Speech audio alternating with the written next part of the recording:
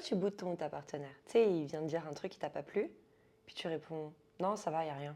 Alors que si, il y a clairement quelque chose. Le problème avec l'évitement silencieux, c'est que soit ça finit par exploser parce que tu laisses le temps à cette petite voix dans ta tête de te donner assez de scénarios catastrophes, soit tu shut down, tu évites, tu fais comme si de rien n'était et tu reviens quand l'émotion est passée. Alors, ça peut venir de nos parents. Quand tu étais petit et que tu faisais une bêtise, tes parents avaient l'habitude de te bouder, de t'ignorer pour te montrer que ce que tu as fait, c'est pas bien. Alors, tu as appris à gérer tes émotions lors d'un conflit. Et justement, j'ai une question intéressante pour toi. Est-ce que quand tu étais petite, tu avais l'habitude de jouer avec d'autres enfants dans la rue ou tu étais plutôt du style à rester dans ton coin, à t'enfermer ou à jouer à la PlayStation dans ta chambre? L'univers que l'on se crée dans les interactions sociales quand on est plus jeune conditionne énormément la façon dont on va gérer les conflits et les conversations un peu challengeantes dans notre vie d'adulte.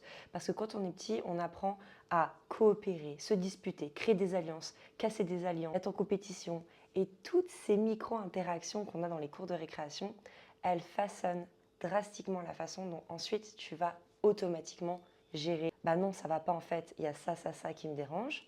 D'une façon que l'autre peut recevoir sans se sentir attaqué, c'est un vrai soft skill.